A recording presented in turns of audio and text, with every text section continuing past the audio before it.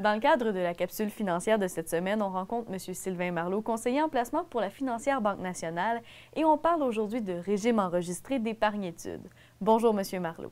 Bonjour Karine. Effectivement, récemment, je voyais les étudiants qui contestaient les hausses de frais de scolarité et j'ai trouvé pertinent de discuter des régimes d'épargne-études actuellement. Il y a un régime qui existe au Québec et au Canada pour aider les familles à défrayer les futures dépenses pour les études post-secondaires. Alors, je vous le présente assez rapidement.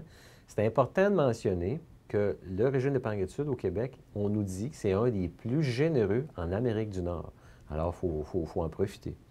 La façon dont ça fonctionne, c'est que vous vous présentez auprès d'un distributeur de régime, comme une banque, et puis vous ouvrez un compte de régime d'épargne-études.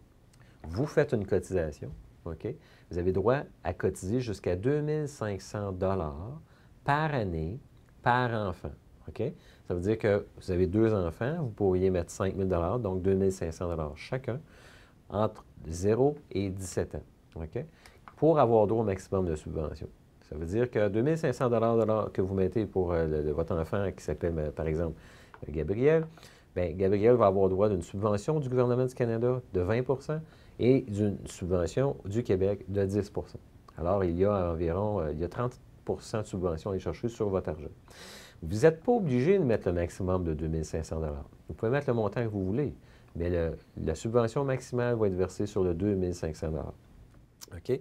C'est important à noter que les argents que vous investissez là-dedans vont aller pour défrayer les études post-secondaires. On parle, par exemple, du cégep, de l'université, de l'école de police, de l'école de conduite des équipements de chantier que j'ai déjà vu. OK? Et ces dépenses-là ne sont pas limitées. L'enfant peut utiliser cet argent-là pour toutes sortes de dépenses, acheter un auto, son logement, les frais de scolarité, etc. On ne demande pas des preuves de dépenses. OK? C'est important de mentionner aussi que les familles qui n'ont pas les moyens de mettre des sous de côté, mais ça vaut quand même la peine pour eux autres d'ouvrir un régime d'épargne-études parce qu'il y a un montant qui va leur être donné automatiquement. Je pense à 41 000 $ de revenus familial et moins. Les gens vont avoir 500 $ automatiquement qui vont leur être versés. OK?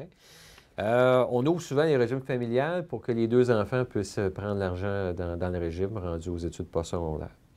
Il y a beaucoup de pauvres de ces régimes. Par exemple, vous avez un rendement partant de 30 OK? Vous placez, moi, je suggère aux gens de placer un revenu fixe. Vous allez avoir un bon rendement en partant. Il y a 10 800 $ de subvention qui est disponible, que vous pouvez aller chercher. Alors, il faut aller le chercher. Le parent, dans le fond, ce qu'il fait, c'est qu'il stationne sa propre argent pendant 17 ans. Moi, en tant que parent, je joue un régime, je mets de l'argent dedans. L'argent rendu à 17 ans, l'enfant, je vais sortir de l'argent à mon nom, le capital que j'ai mis, les subventions et les intérêts vont être sortis au nom de l'enfant. OK? C'est une épargne régulière aussi, c'est que j'épargne pendant 17 ans pour une dépense qui va arriver de toute façon. En tout cas, c'est à souhaiter. Au lieu de se faire demander, rendu à 17-18 ans, papa, peux-tu m'aider en me donnant 5 000 $ pour aller à l'école au cégep cette année? Il y a du compte un peu, là, souvent on voit, c'est surtout les familles fortunées qui utilisent ces programmes-là, ce qui est un peu dommage. C'est des programmes qui sont un peu complexes à suivre, alors ça vous prend un conseiller pour vous aider, ça c'est certain. Et puis, c'est des épargnes qui sont faites juste pour le post-secondaire. Alors, si quelqu'un veut prendre des argent pour payer le collège privé durant le secondaire, ça ne fonctionne pas, c'est pas fait pour ça. À noter, je répète encore, tous les enfants devraient avoir un régime d'épargne-études, que vous soyez fortuné ou pas, allez voir votre institution bancaire et puis poser des questions à ce sujet. Et puis, il vaut même la peine, en certaines occasions, d'emprunter pour cotiser au régime, pour avoir droit à la subvention de 30 qui est un rendement automatique. Si vous remboursez assez rapidement le prêt que vous allez avoir fait, ça vaut la peine de le faire. Alors, si les gens ont besoin d'aide, ils peuvent nous appeler et on va les aider en ce sens. Bien, merci beaucoup, M. Marleau.